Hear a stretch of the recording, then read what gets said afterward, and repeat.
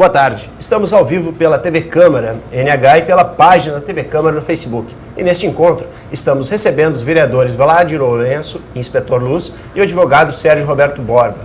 Lembramos que você também pode participar de nosso programa, mandando perguntas aos nossos entrevistados pelo WhatsApp, pelo número 993880-416. Boa tarde, vereador Vlad. Prazer tê-lo aqui conosco. Boa tarde, Jaime, né? Com grande satisfação mais uma vez, né? Tá no programa Domínio Público da TV Câmara. Estamos de novo aqui, né? Um grande debate junto com o vereador Inspetor Luz, né? E com o advogado Sérgio.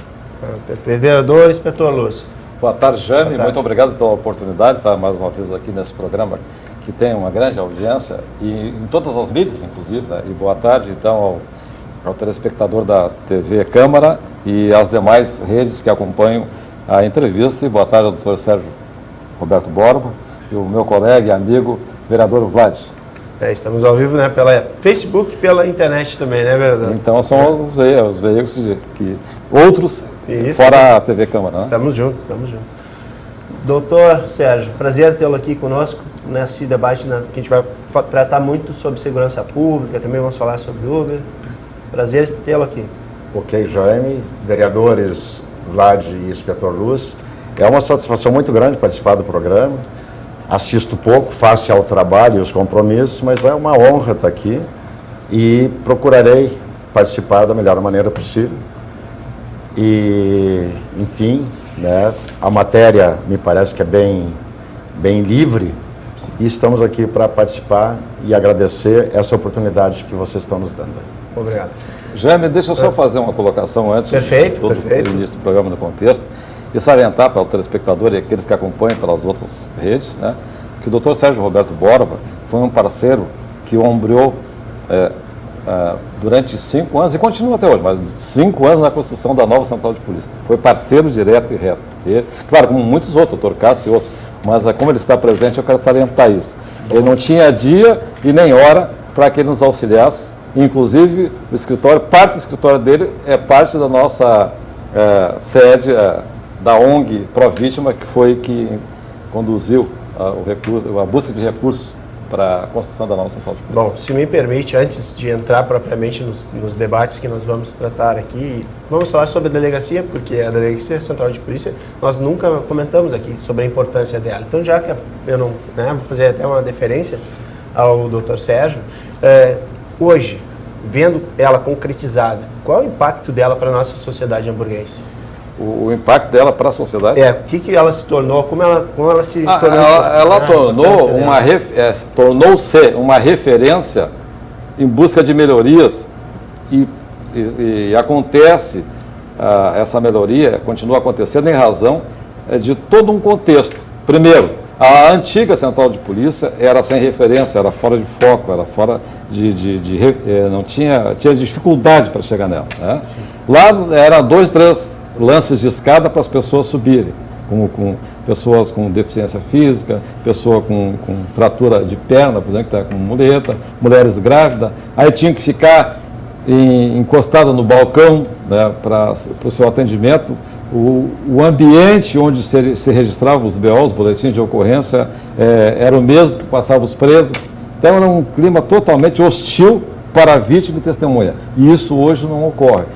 E reforçando isso aí, a questão da convergência de vários bairros para a nova central de polícia em razão da sua localização. E complementando isso, é o único prédio de central de polícia que eu conheço no estado do Rio Grande do Sul que é todo arborizado em seu entorno. Justamente, esse é um grande diferencial, né? Não, e após, assim, vereador, a gente queria saber quando foi aberta aquelas vagas em Canoas, da demanda que tinha aqui na central de polícia aqui em Novo Hamburgo, assim, deu um avanço? Como é que está esse assunto? Bem, aí só é um pouquinho divergente os assuntos. A central, o presídio de Canoas é uma coisa, a central de polícia é outra coisa, tá? Então a central de polícia comporta nas suas dependências, nas suas celas que tem, 12 presos. Como tem 3 celas, são 4 presos por cela.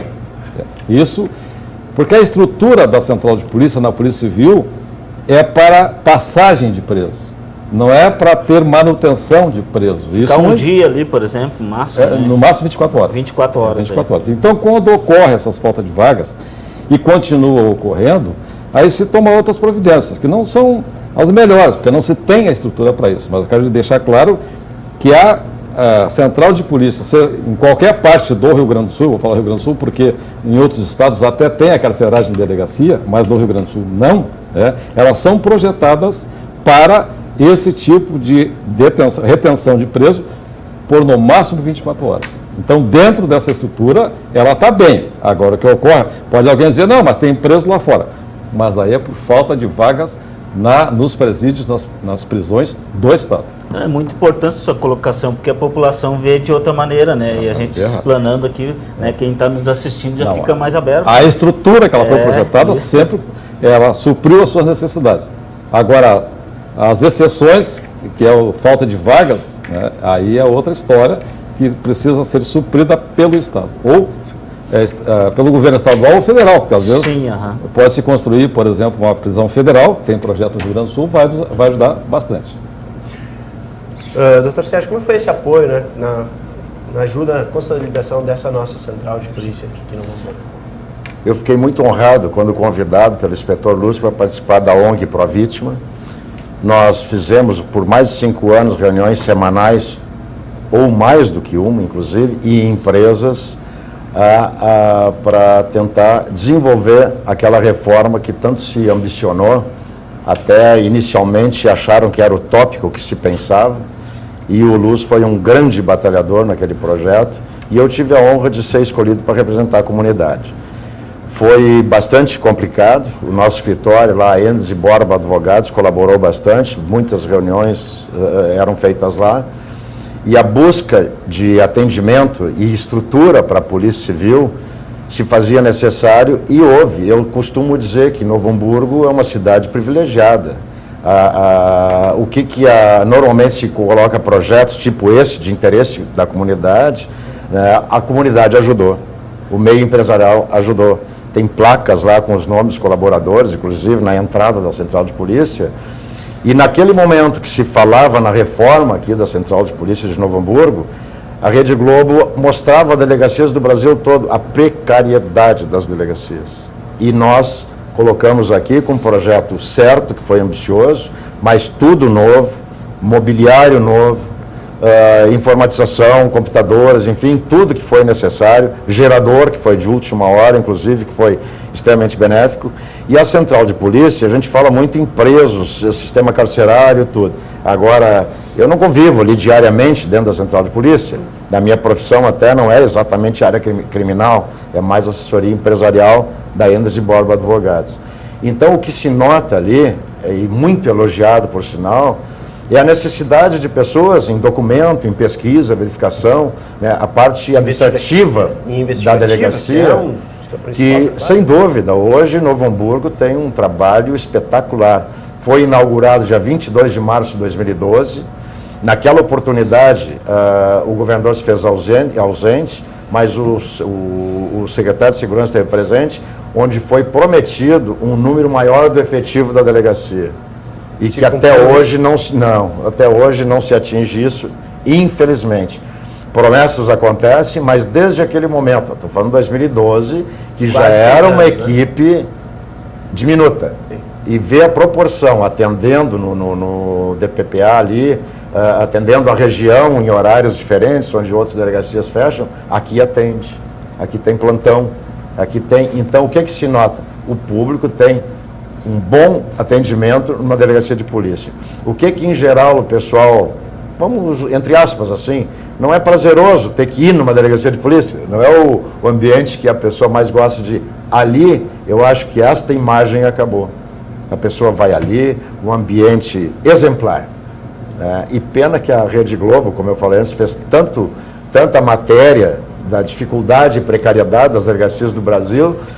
Seria interessante eles virem aqui ver a nossa delegacia. Sim. É exemplo, realmente, até na minha profissão, alguma coisa eu faço de delegacia quando necessário, né? É um exemplo para o Brasil a nossa Central de Polícia. E seu Sérgio, assim, na demanda de porcentagem, assim, mais ou menos, a defasagem é de quanto, mais ou menos? 20%, 30%? Olha, eu não tenho essa informação precisa, caro vereador, mas assim, eu acredito que se dobrasse o efetivo, podia equilibrar a necessidade de demanda. E que talvez seja pouco. Seja pouco, né? Aí eu acredito que a melhor informação vem do próprio vereador inspetor Luz. Não, assim, ó, a falta de funcionários na Central de Polícia é reflexo também da falta de funcionários na Polícia Civil, pelo suprimento das vagas através de aposentadoria, mortes de policiais, os concursos que são muito demorados, pessoal que entra, faz o concurso, depois sai para uma situação melhor. Então, a falta de funcionário ela é muito mais rápida do que a reposição. E isso é em todos os governos, aqui independente de governo. Sempre foi assim, e olha que eu estou há muitos anos na polícia, e sempre foi assim. A dificuldade de reposição humana, do ser humano, para suprir a dificuldade. Bem, aí quando tu não tem a solução para isso, tu busca, através de ações perante a sociedade civil organizada, como o caso do Dr. Borba, o Dr. Cássio Bortolini, a doutora Regina Gomes, a doutora Leni e outros. A própria Margit, que foi arquiteta, nos ajudou lá no início, que é a esposa do Dr. Cássio Bortolini, né, se vai atrás de soluções. Bem, o que ocorre? Quem está no dia a dia ali, que é o meu caso, tu vê onde é que estão as maiores demandas. Hoje, assim, estamos falando hoje, até os dias de hoje. A maior demanda é a espera das pessoas. Aglomera tanto os pedidos, as ocorrências, os BO que tem que ser registrados, que às vezes as pessoas ficam aguardando de 1 até 2 horas ali para registrar um BO. Então, tu não tem como suprir essa necessidade, vereador, com um funcionário concursado, porque, por exemplo, tem um concurso que encerrou há pouco e o governo, Sartori, abriu vagas para outros, né, que ainda está em fase de inscrição, daqui a pouco... Resumindo, até esse pessoal voltar a trabalhar para atender a sua comunidade, vai lá em novembro deste ano, digamos assim. Que a gente sabe que a demanda é muito grande. Com muita boa vontade, mas só para não perder o raciocínio, como é que se busca algumas soluções.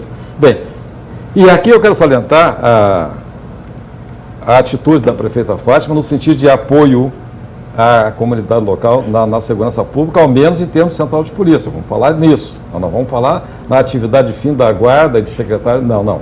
Vamos falar no apoio da prefeita à central de polícia. Dentro dessa demanda aí, o que se vê? Tem que buscar a solução para isso. Qual é a solução? Diminuir o espaço de espera das pessoas. Como é que se faz isso?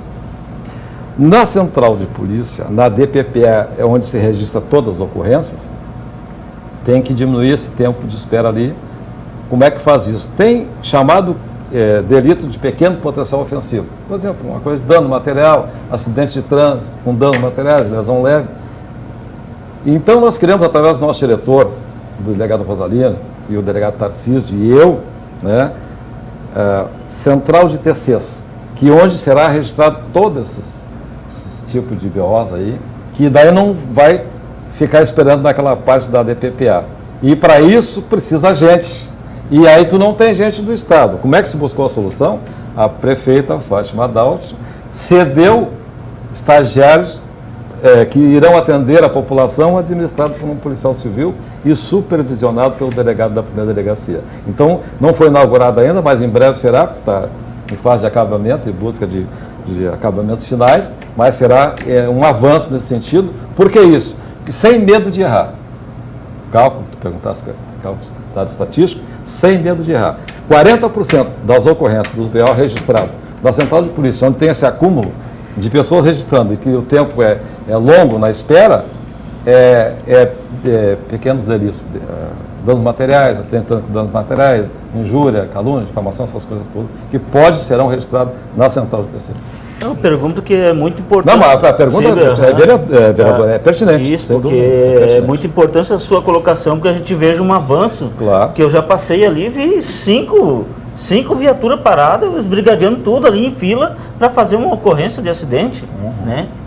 É muito importante essa colocação. Sem falar nas pessoas também, que muitas vezes ficam ali 2, 3 horas esperando para fazer uma perda de documento, por exemplo. Né? Porque aí se coloca assim, tem a delegacia online.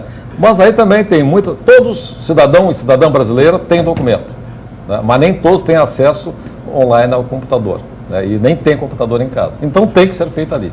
Isso, com o tempo, nós iremos diminuir bastante, com certeza, esse tipo de situação, porque os estagiários já estão à disposição, a sala já está pronta, as máquinas que se precisam, o mobiliário, e aí entrou mais uma vez a ONG Provítima, que eu, o Dr. Sérgio Bob, Cássio Bortolini, buscamos recursos para comprar um mobiliário. Se o senhor entrar lá, jornalista Jaime, e o vereador Vaz, onde será a central de polícia, o senhor vai ver mobiliário zero, com o plástico, inclusive, que foi comprado. Zero. E aí onde se mobilizou a ONG Provítima, buscando recursos perante a sociedade. E alguns computadores e impressora que ali tem, nós recebemos do Ministério Público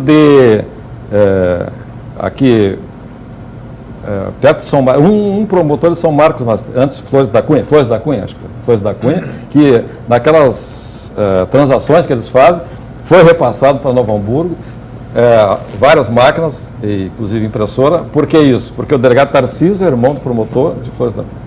Conseguiu.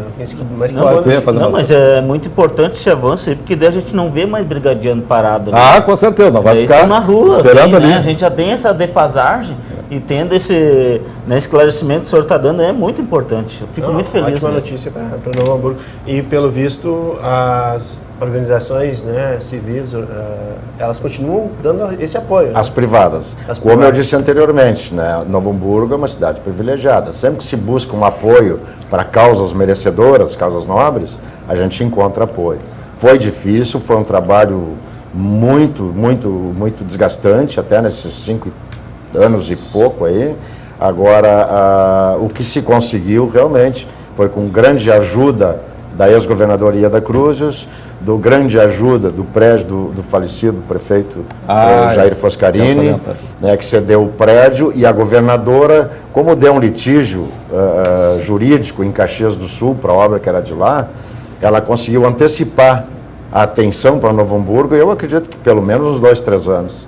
Nós esperaríamos ainda mais. Perfeito. Né, porque nós buscávamos nas empresas colaborações, e pelo volume, pelo valor total que se previa, com orçamento, com tudo detalhado, o que acontecia? Ia levar muito tempo para a gente chegar no final do nosso objetivo. Então, essas duas pessoas colaboraram de forma substancial para que se tornasse realidade esse nosso sonho. A ex-governadora destacou essa verba de Caxias para efetivar a situação de Novo Hamburgo. Completando o raciocínio, porque eu tenho algumas coisas gravadas na cabeça. Né? Realmente, o custo da obra, da reforma em si do prédio, foi R$1.100.000. Isso foi um período de 2007 a 2012, tá?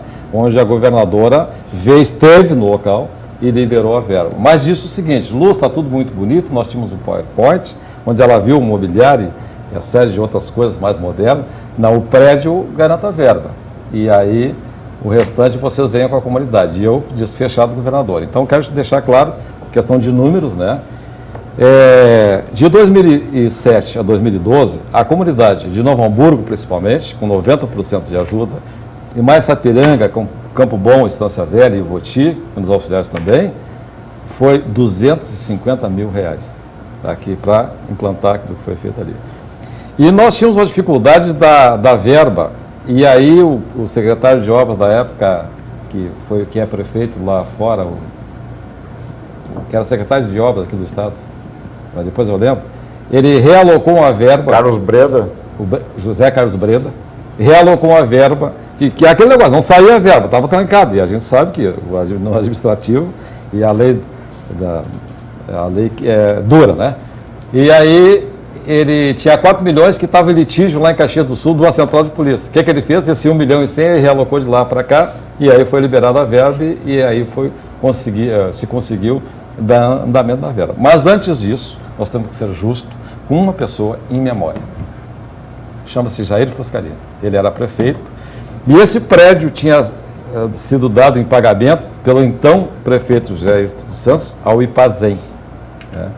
E aí posso dizer para vocês, o então prefeito, em memória, meu amigo, né, Jair Foscarini, readquiriu o prédio para o município num valor de R$2.400.000. Ele recomprou o prédio para colocar à disposição da Polícia Civil e da comunidade da cidade de Novo Hamburgo. Também pouca gente sabe ou a maioria não lembra disso, mas são fatos. Que não tinha como tu iniciar uma obra ali se não fosse do município, se era do Ipazem, não tinha como tu fazer toda uma estrutura ali. E aí é que deu seguimento a esse tipo de ação e chegamos onde chegamos. Vereador Inspetor Luz, assim, uma curiosidade em termos da outra delegacia na Santo Afonso, em Canudos, assim, existe uma parceria com uma primeira junta, vai dar um segmento de melhorar também essas duas delegacias, nossos bairros mais grandes da cidade? Deixa eu lhe dizer uma coisa, vereador. O Estado às vezes peca também, porque na época, lá em 2012, quando foi inaugurada a Central de Polícia, eu lembro que foi cedido um terreno na Santo Afonso para que fosse construída uma delegacia de polícia. E aí isso não avançou, e aí tem prazo essas coisas. Se o Estado não assume o seu lugar, ele perde, né? E como foi tentado também lá em Canudos, eu estou falando da nossa época. Mas também isso tem que partir muito de quem comanda as delegacias. Não que seja obrigado a isso, mas ao menos buscar contatos para que isso aconteça, né? Há a possibilidade. Agora quero lhe dizer o seguinte, vereador. É duro o caminho a ser trilhado. Não é fácil para buscar esses recursos. E mais ainda, tem a manutenção, por exemplo. Continua hoje ainda nos ajudando muito o doutor Sérgio Borba, o Cássio Bortolini, o Vilmar Fernandes, da Através, e o mano dele, né? Que são os tesoureiros que contém isso. Não tem a verba de manutenção, não existe uma coisa específica. Por exemplo, quando entupia o sanitário ali das celas ali, isso não pode deixar para amanhã. Tem vários presos lá dentro, tem que ser para ontem. Bom, quem é que se ligava? O doutor Cássio, para mandar um caminhão ali para fazer a limpeza na tubulação, entendeu? Isso é uma demanda e uma necessidade financeira constante, né? Tem outras coisas, estraga o computador, estraga o ar-condicionado, e isso tudo é muito caro. E isso, ainda quem mantém mais diretamente isso, é a Provítima através de recursos da comunidade. Vamos deixar claro que há muitas pessoas ainda continuam ajudando em valores para suprir essas necessidades financeiras. Podemos dar um pulo, saindo de Novo Hamburgo e ir para Brasília? Podemos. Vamos fazer esse exercício? Será que manda? Perfeito. É que esta semana, justamente, né, nós tivemos muitos acontecimentos na segurança pública a nível nacional, né? Então, acho que o principal é o Fernando Segovia, agora ex-diretor, né, saiu e deu espaço, né, para diretor-geral da Polícia Federal, ao Dr. Rogério Galouro. Na sua opinião, vereador Inspetor Luz, o que levou à queda do Fernando Segovia? Olha, lá a nível de Brasília, a nível federal, a gente sabe mais e acompanhar mais pela mídia, né? Então, o que foi constatado, a justificativa e o que foi argumentado para a queda do anterior, diretor-geral da Polícia Federal, foi que ele teria falado demais. E o que é falar demais? Quando ele publicamente teria dito, né, que, na linguagem popular, que as investigações contra o atual presidente Michel Temer dariam em nada. E não pode. Não pode ter essa opinião pública dessa forma. Certas coisas tu pode pensar, mas não pode dizer. E essa seria uma delas. Porque tem uma investigação em andamento até para não desprestigiar a autoridade titular da investigação. Então, eu acho que se realmente ele disse dessa forma, que eu estou dizendo que a mídia que anunciou isso, ele foi muito infeliz na colocação e, em razão disso, caiu. Também ultrapassou, eu acho, a hierarquia, né? Podia ter passado, né, para o ministro dele, né? Eu acho que ele ultrapassou os limites. E o que deu, né? Ficou só 3 meses no cargo e agora temos uma nova tabela para frente para ver o que vai acontecer. Mas nas entidades civis, enfim, eu já disse várias vezes, até em grupos de conversa da Provítima, nessa experiência aí que eu tive, muito grande, ouvi muita coisa da polícia, muito do sacrifício de trabalhar. Então aqui se deu uma condição melhor. Agora, a hierarquia, por exemplo, o militar, tem hierarquia respeitada. Eu passei rapidamente pela academia da Brigada Militar, isso foi lá em 1966, e realmente a hierarquia militar, ela existe, né? E nas entidades, etc., tem os cargos, mas muitas vezes o quê? Forças políticas, forças externas, necessidade, condição de ajudar. Às vezes, politicamente, se tem uma boa vontade de fazer alguma coisa, falar assim, naquilo que muito me interessa para a comunidade. Agora, na prática, tem caminhos a ser percorridos, tem pedras para sair do caminho. Então, a participação da política também em tudo, ela faz parte. E nós temos que nos habituar, aprender, e que isso aí faz parte da situação de realização de projetos, enfim, em geral, né?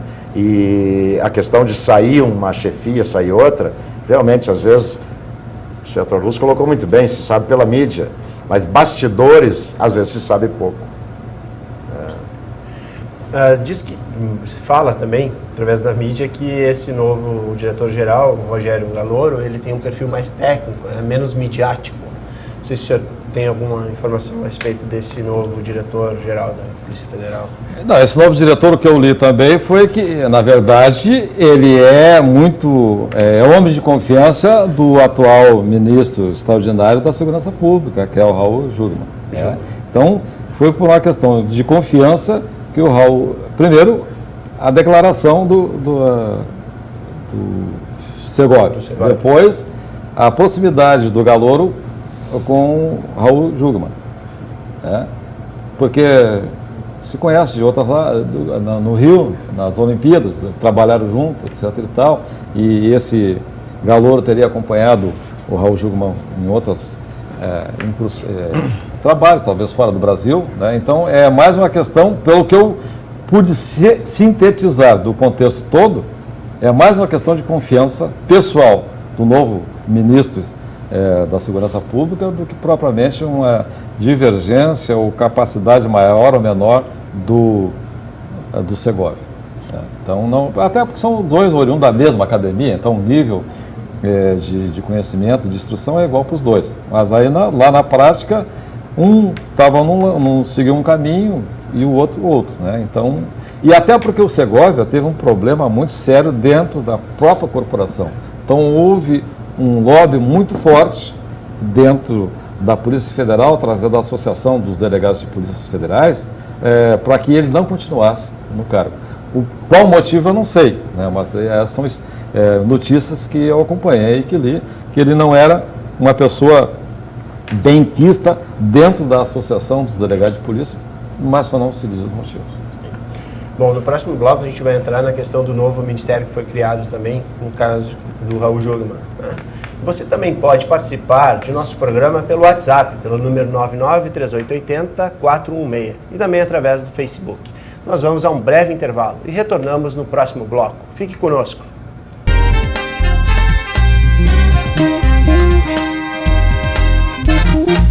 Com um acervo de 70 mil livros e um ambiente agradável, a Biblioteca Pública Machado de Assis é o lugar ideal para os estudos e na busca de conhecimento. Aqui é possível realizar pesquisas, copiar os materiais consultados, ler revistas e jornais e ainda há livros falados para deficientes visuais. Para retirar livros, basta se cadastrar. É preciso ser morador de Novo Hamburgo, trazer uma foto 3x4, 2x2 ou foto digitalizada colorida, além de carteira de identidade e comprovante de residência atualizado. Caso seja menor de 18 anos, a ficha deve ser feita pelo responsável. A biblioteca está aberta à comunidade de segunda a sexta-feira, das 8 da manhã às 6 da tarde e aos sábados, das 7h45 às 11 da manhã. A Biblioteca Pública Machado de Assis fica na Praça da Bandeira, número 66. Acrescente história na sua vida. Leia.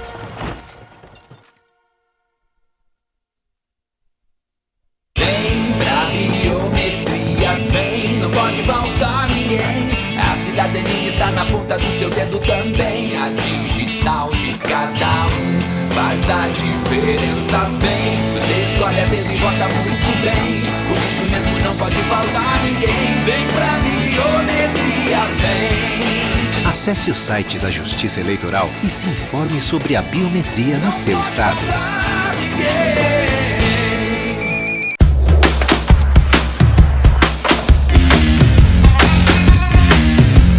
Se você gosta de ação e completa 18 anos, vai se surpreender com as Forças Armadas. Procure a junta de serviço militar mais próxima e aliste-se. Você só precisa da certidão de nascimento, comprovante de residência e 2 fotos 3x4. Ministério da Defesa, Governo Federal.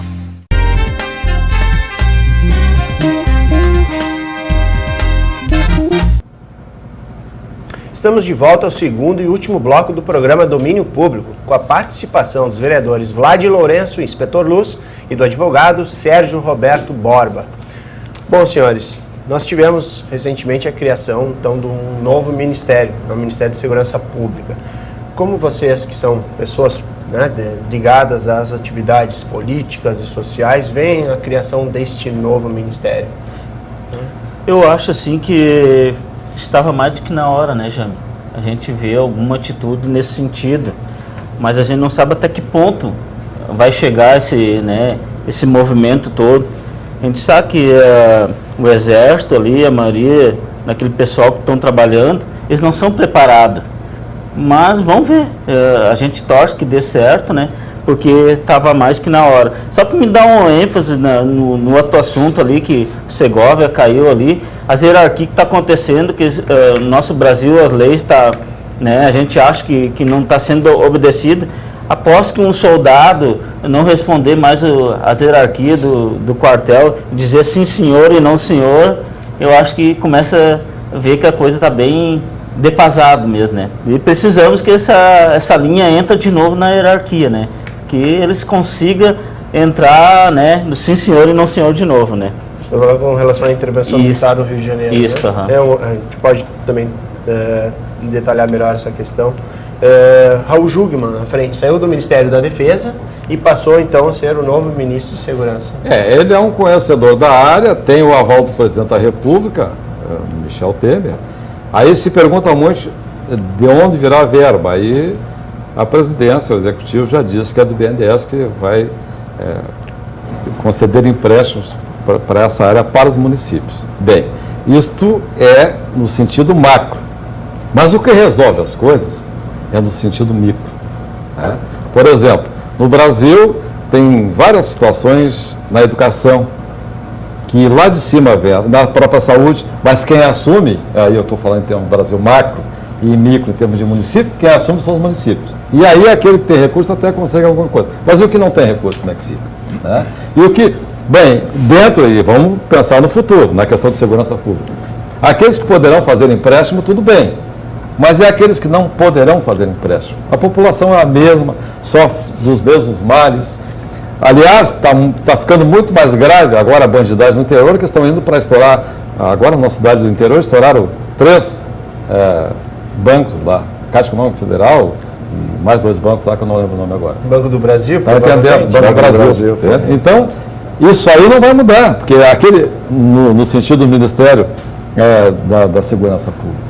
Porque isso vai continuar acontecendo, aquele município, ou a esses municípios no Brasil inteiro, continuarão não tendo recursos, porque não pode chegar a esse aporte, então parte da população vai continuar sofrendo muito grave. Eu vejo o seguinte, eu bato muito numa tecla, porque essa disparada da criminalidade aí, onde há uma inversão de valores, onde as pessoas do bem estão enclausuradas e a bandidagem fica em praça, fumando maconha, cheirando cocaína e fumando pedra, e arquitetando como é que vão fazer as coisas, em razão, na minha ótica, da impunidade.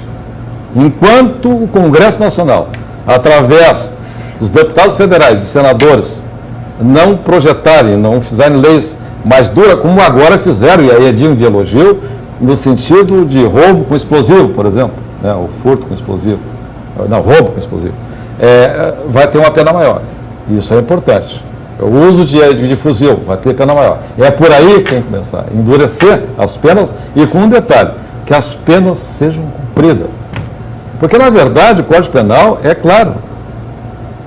Condeno a 10 anos de reclusão. No Código Penal não diz que condena a 10 anos de ressocialização. É uma ideia que se tem da política criminal brasileira, do Código Penal brasileiro, tudo bem, tem que se aceitar até tentar a recuperação. Mas ontem, num outro programa, eu estava falando, mas vem cá, é ruim lá os presídios, várias pessoas reclamam, é ruim, ok, é ruim. Mas por que os caras que estão lá dentro comandam o crime aqui fora, execuções, etc. e tal, e vão e saem nessas medidas especiais concedidas, como de Natal, e Dia dos Pais, Dia das Mães, e praticam o delito, sabem que vão voltar para lá. Mas se é tão ruim assim, por que eles não pensam antes de fazer isso e voltam para lá? Porque é sempre a mesma técnica. Ah, não, porque é um inferno lá dentro, aí se torna mais violento. Não, mas aqui fora, nós tivemos aqui em Novo Hamburgo, que nunca tinha estado em presídio nenhum, e quando menor, a polícia tem informação que teria matado 12 pessoas. Aí depois houve uma polêmica, que era um coitadinho, porque era menor, e aí houve a intervenção do Estado, né, inclusive pronunciamento de autoridades dizendo que merecia a oportunidade, levaram para Brasília para recuperá-lo. Ficou uns 2 anos em Brasília. Completou a maioridade. O que aconteceu? Depois que saiu de lá, e não faz muito tempo, já matou 3. Matou 12 anos contra menor. Então, e foi dada a oportunidade de recuperação. Eu estou falando num caso isolado, mas a gente sabe de muitos outros que não vêm, que não tem a publicização desses mais contundentes, mais graves. Então tem que ser repensado essa forma de olhar o delinquente. Ele não pode ser vítima sempre, como diz, da sociedade. Em primeiro lugar, até porque cada ser humano nasce no mundo inteiro com o livre-arbítrio. E aí, se nós pegarmos uma posição bíblica, e não sou eu que digo, isso está na Bíblia, acho que no Velho Testamento, Caim matou Abel e não tinha questão social. Primeiro crime da face da terra, um irmão matando o outro. Então o crime já nasce com cada um de nós, que extravasa ou não.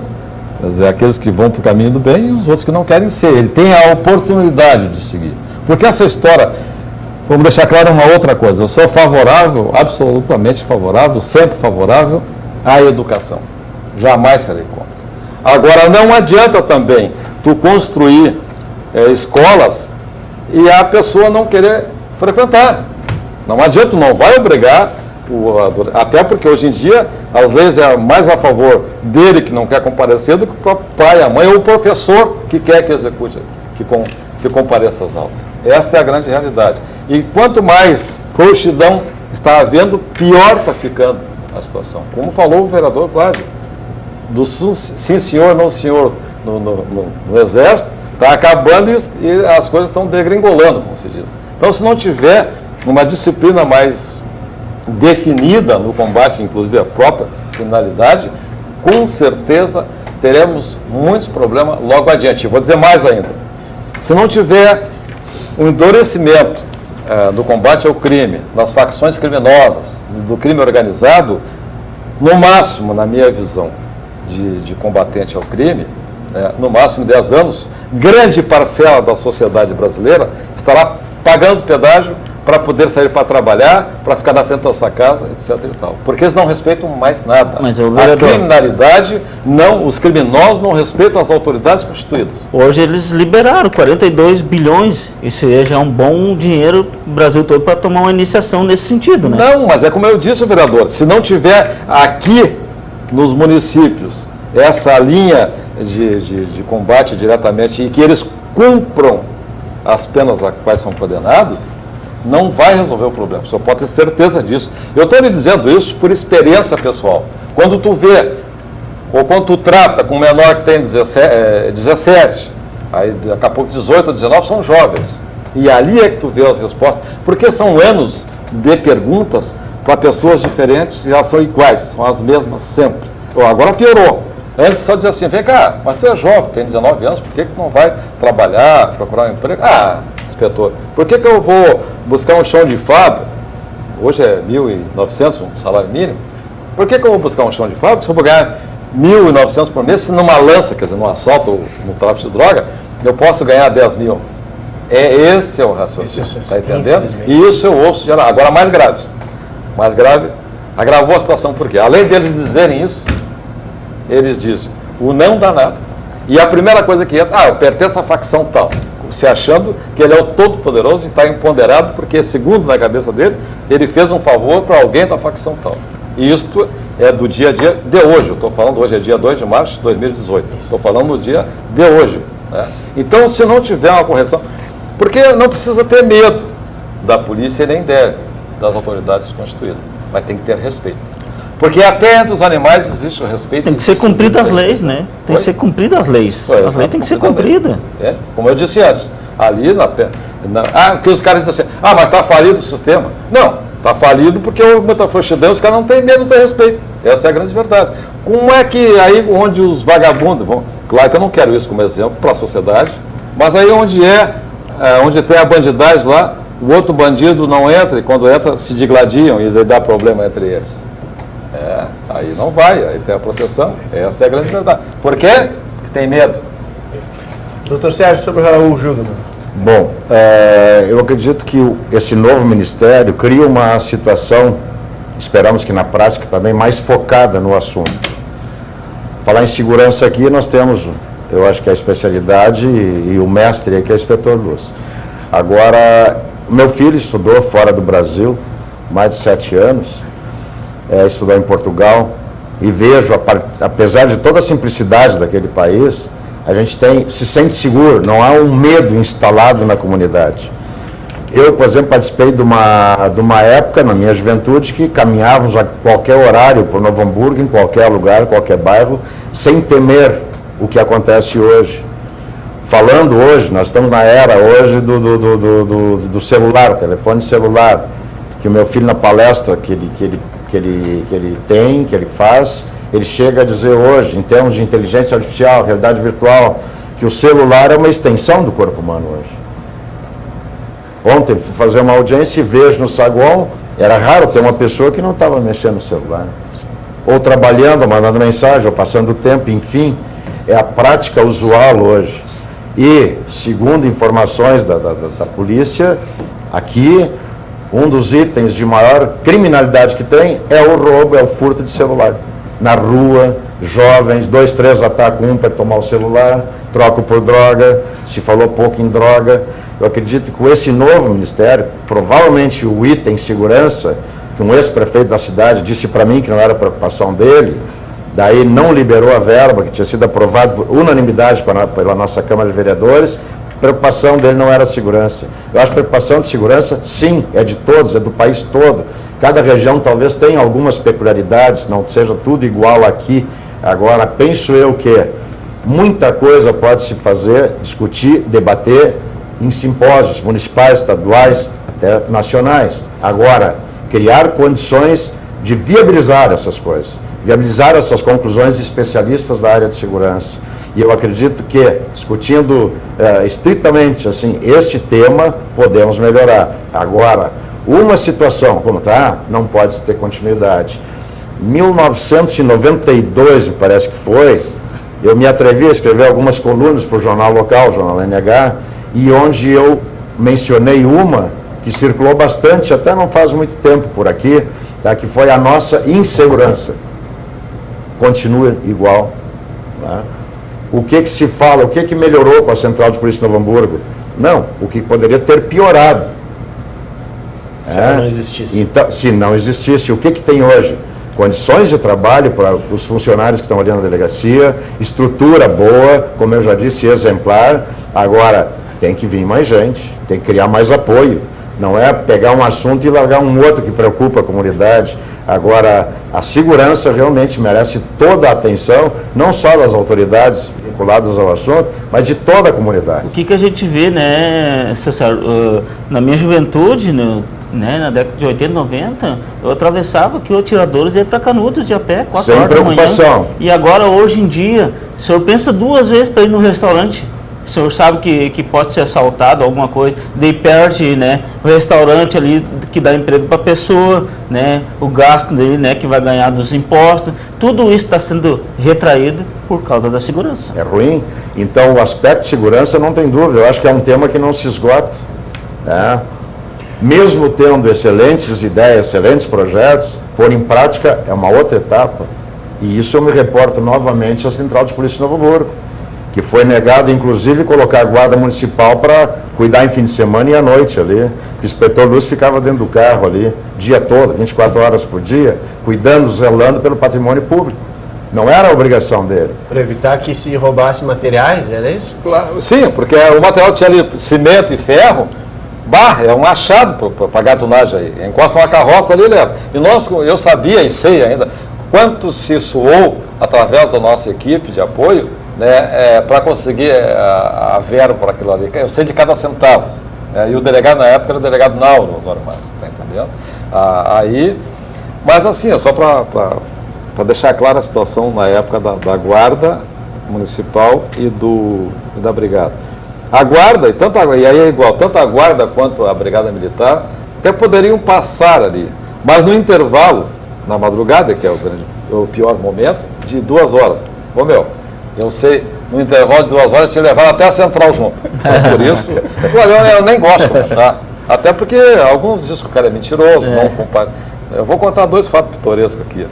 Que o cara é mentiroso, não é bem assim. Primeiro, eu tirei férias para poder, não tinha quem cuidasse, e fiquei os 30 dias das férias à noite cuidando ali dentro do carro. Tá? E o outro passou um cidadão, meu amigo até ele estava preocupado comigo, que ele me via de segunda a domingo ali, sábado, feriado, Natal, Novo. E ele, um dia tomando um café com o delegado Naldo, no Bourbon, ele perguntou, Naldo, vem cá, o Luz enlouqueceu? Não, mas por quê? Eu disse, não, porque todo dia que eu passo ali, ele está ali, dentro do carro, está por ali na obra ali. Não, mas fica ali para cuidar, para não roubar. Quer dizer, claro que a preocupação do meu amigo foi com o meu estado físico, né? Deu atenção para a jardinagem, regava as plantas. Pois é. Fazer serviço completo ali, né? Serviço completo. Atenção total ali na Central de Polícia. Então, são esses fatos pitorescos que te ficam na memória, que é interessante. Mas pode revelar, né?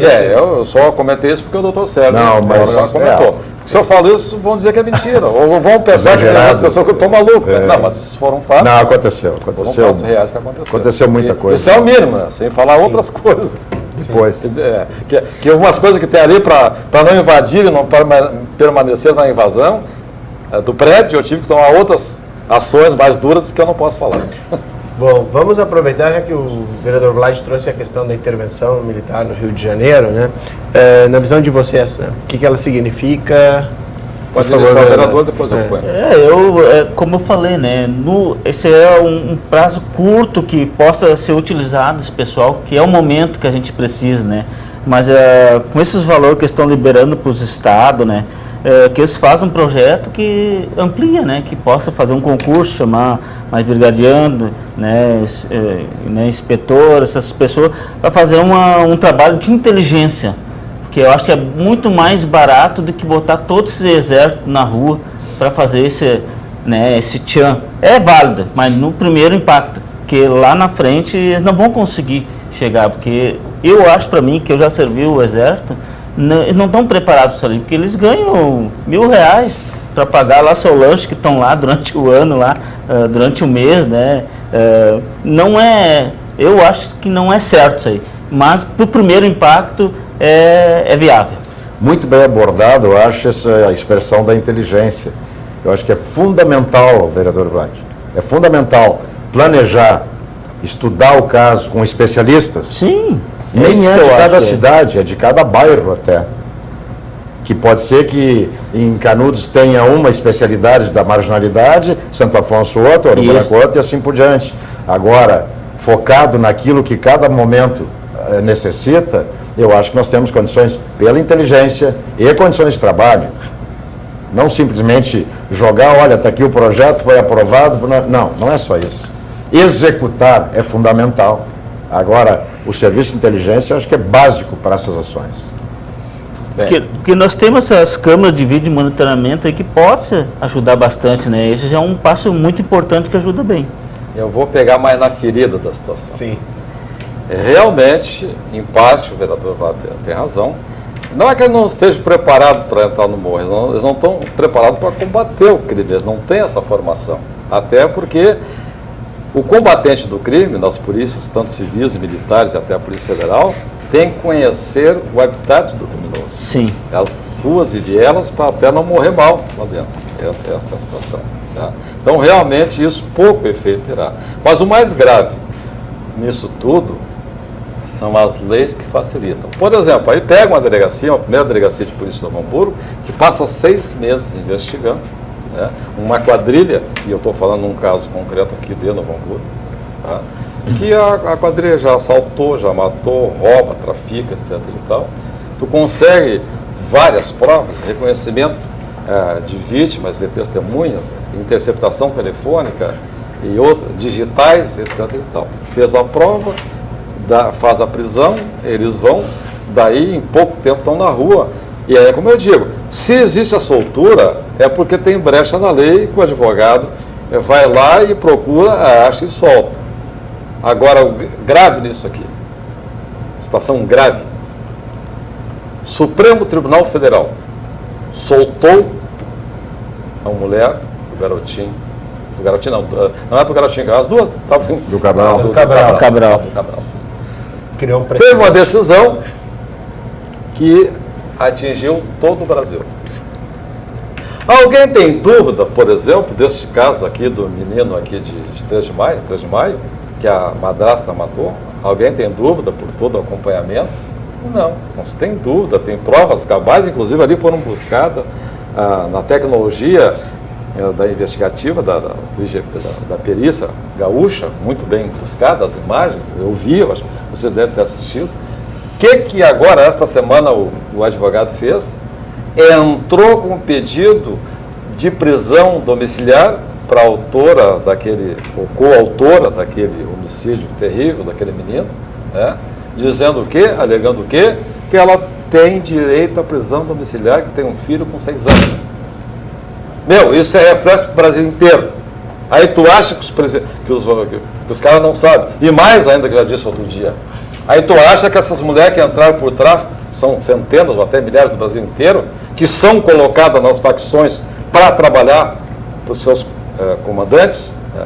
Por exemplo, podemos pegar o Marcola de São Paulo, né? Que aí teria mandado executar o GG do Mangue, que eles não sabem disso, que eles não acompanham, que eles são tapados. Eu sempre digo, tu tem que considerar a inteligência do crime organizado, porque eles são inteligentes e sabem usar o que lhe convém. Então vão usar e elas vão ter prisão domiciliar e vão continuar fazendo. Porque eu e outros policiais, mas eu estou falando porque eu estou aqui agora num programa de TV da Câmara dizendo, né, conheço muito bem o comportamento da prisão domiciliar de cada um, porque investigo. Eles continuam na mesma situação, fazendo tudo do mesmo jeito, ou em maior ou em menor extensão. Não dá nada, né, vereador? Não muda nada. Pode mudar a distância de deslocamento. Agora, a atividade, principalmente no tráfico de droga, continua a mesma. E não sabe quem não quer ou quem não vai investigar, ou não vai procurar. Pergunto, essa prisão domiciliar tem fiscalização, que nem tem nos Estados Unidos? Não tem. Eles ficam frouxos no mundo fazendo o que bem entende. E isso eu estou falando que acontece hoje ainda, no dia 2 de março de 2018. Eu não estou falando do passado longínquo, estou falando da atualidade. Eu sei de mais de um caso em que o cara fica fazendo... Ele não pode sair do município, digamos assim, não pode sair, tem aquele horário, né? Eles concedem a prisão domiciliar para que a pessoa possa, no mínimo, trabalhar dentro do seu município. Por exemplo, tem alguns tipos diferenciados. Vamos pegar aquele que ele pode trabalhar dentro do seu município. Mas ele não sai para trabalhar. Ele pode sair às 6 horas da manhã e retornar às 20. Mas ele não sai para trabalhar. Ele sai para traficar, para fazer, cometer estelionato, enganando a população. Ele continua, e como muito bem colocou vereador Vlad. Usando o telefone, muitas vezes. Furtando telefone, roubando telefone. E usando o telefone como... Usando o telefone, comunicação, recebendo ordem lá de dentro para executar. Esta é a realidade que tem que ser atacada, meu. Porque se não atacar isso aqui, que eu digo que é a ferida, que é o centro da questão, não muda nada. Tu pode não ter 40, tu não pode ter 100 bilhões de reais. É verdade. Se não atacar isso aqui na verdade. base, que eu digo que a situação micro não vai mudar em benefício da população de bem, é que paga os políticos, deputados, funcionário público em qualquer nível no Brasil. Seja ele municipal, estadual ou federal. O contra-cheque de cada um de nós, que somos representantes funcionários públicos, vem da população trabalhadora e ordeira que não tem o retorno que deveria ter da segurança pública, por exemplo. Tá? Então, esta é a realidade. E eu estou falando de fato concreto, porque eu conheço, porque eu investigo, porque eu vou lá para investigar. Muitas vezes vou sozinho, com certo receio de tomar um tiro numa viela, com certeza. Mas vou, não deixo de ir, de cumprir com a minha obrigação, porque eu sempre digo, Paulo, mas não tem medo de enfrentar? Claro que eu tenho receio. Medo não. Porque o dia que eu tiver medo de enfrentar bandido, traficante, vagabundo, eu peço para sair da polícia. Daí é o que nem você está falando, né, doutor Sérgio? Dos 42 bilhões que vem pelo Estado, se não for bem utilizado, que nem o vereador falou, vão gastar 100, 200 milhões, né? Pode ser essa verba muito suficiente, como pode ser muito insuficiente. São em 5 anos. Depende da qualidade. São 42 bilhões diluídos. Para te ver como tem tempo de fazer, né, as coisas funcionarem. Depende da otimização, da utilização dessa verba. Mas uma coisa que poderia ser muito simples, auxiliaria com toda a situação que se encontra hoje, o trabalho da polícia, é a denúncia. E eu volto de novo a falar da palavra medo, que infelizmente é delicado. A população do bem tem medo de denunciar. Tá? Existe o telefone de teledenúncia e pouca gente utiliza. Sabem que no seu bairro tem delinquente, sabem que no seu bairro tem tal delinquência, tá? E não age, não denuncia com medo de ser identificado e de sofrer represália. Então, este medo da população de bem existe.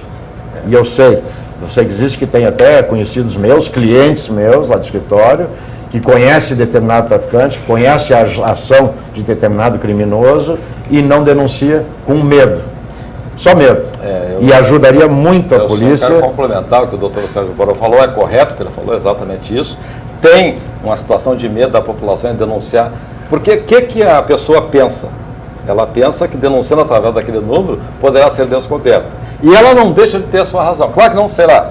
Mas numa outro tipo de denúncia mais direta, se botar, por exemplo, se fizesse uma informação e assinasse, o processo, o inquérito vai para o fórum, que vira processo através da denúncia da promotoria e aceitação do juiz, e aí ali vai ter o nome, né, de quem teria denunciado. E aí a represália é certa. Porque houve casos, não sei como é que é hoje, mas há um tempo passado, houve casos até de fazerem corredor polonês, quando uma vítima ou testemunha depor para não reconhecer, para não denunciar o acusado. Isso já houve. Claro, sem o conhecimento da justiça, vou deixar claro. Até porque tem um direito que a testemunha tem, e principalmente a vítima, tem que estar no Código de Processo Penal, que ela não utiliza ou não sabe, e não é divulgado.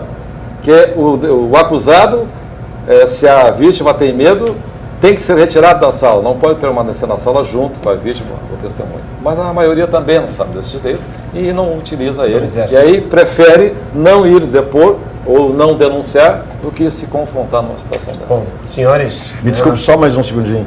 O nosso escritório tem também assessoria trabalhista. E tivemos um caso, hoje pela manhã, de uma situação que, até para testemunhar na Justiça do Trabalho, a pessoa tem receio de ser abordado depois, tá? Então, isso a gente faz o empresarial. Até dificulta, às vezes, para fazer esse trabalho mais extenso, com prova testemunhal, porque o colega do trabalho que pode denunciar, que pode falar a verdade do que aconteceu, né? Porque a reclamatória trabalhista, quando vem com... Às vezes falta letra e números, por tamanho e número de pedidos. Mudou um pouco agora, a reforma já vai haver um pouco de preocupação também nas reclamatórias. Agora, inclusive nisso, ou até nisso, às vezes é difícil ter testemunha. Bom, senhores, temos aqui, né, segurança pública, muito tempo de discussão, mas infelizmente temos que ir às nossas considerações finais. Podemos começar pelo vereador Vlad? É isso aí, não. Agradeço muito, Jaime, pelo, né, o convite. A gente sabe que esse assunto é bastante pertinente, né? no dia a dia, e vamos torcer, né, que esse governo, nesse primeiro impacto, que comece a resolver, porque nós precisamos muito, a população não aguenta mais essas situações de nós ficar presos dentro de casa e bandido ficar solto na rua, que a gente não puder sair de noite. Invertido, né? Está invertido os valores. E agradeço e estou à disposição. Perfeito. Obrigado, vereador Vlad Lourenço. Vereador Inspetor Luz. Meu amigo mediador, jornalista Jaime, eu agradeço a oportunidade de estar aqui expondo as minhas ideias na área de segurança pública, nesse canhão que é a TV Câmara, e muito bem conduzida por todos que aqui trabalham, né? E dizer que só a verba e só a viatura em si ajuda, mas não resolve. Tem que ter, como falou o vereador Vlad, o doutor Sérgio Borba, a questão da inteligência, da aplicação do homem, e uma outra coisa, né? O homem tem que ser talhado para aquela atividade investigativa, porque isso não nasce assim, é no curso que ele vai, no andamento que ele vai dar condições, despertar esse interesse para a investigação, porque ela requer uma situação básica. Então, agradecendo a oportunidade e o momento de expor esse tipo de ideia para que venha ao conhecimento da população e que esperamos que um dia acabe essa inversão de valores e que essas pessoas de bens possam ir trabalhar, ir e vir, ir e voltar dos seus trabalhos e poderem usufruir daquele seu trabalho tomando um chimarrão, tomando um sorvete, podendo ir no cinema, podendo ir no shopping, sem medo de ser atacado por bandido. Perfeito. Doutor Sérgio. Jornalista Jaime, eu fiquei muito honrado aí de participar do domínio público, parabéns para ti e para a equipe toda, e me coloco à disposição quando vocês acharem que é necessário, e fiquei muito honrado também de participar nessa seleta mesa com o jornalista Jaime, o vereador Vlad e o meu dileto amigo, o vereador Inspetor Luz. Eu digo inspetor porque ele me critica quando eu chamo de comissário. Não, eu sou inspetor. Muito obrigado pelo convite e fico sempre à disposição.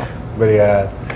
O programa de hoje encerra por aqui. Agradecemos a gentileza pela participação dos vereadores Vlad Lourenço, Inspetor Luz, e do advogado Sérgio Roberto Borba. O programa de hoje vai ser reprisado às terças e às quintas-feiras na próxima semana. E você pode nos acompanhar também pelo YouTube, no canal TV Câmara NH, e no Facebook, na página TV Câmara NH. Até a próxima sexta com mais temas de interesse da nossa região.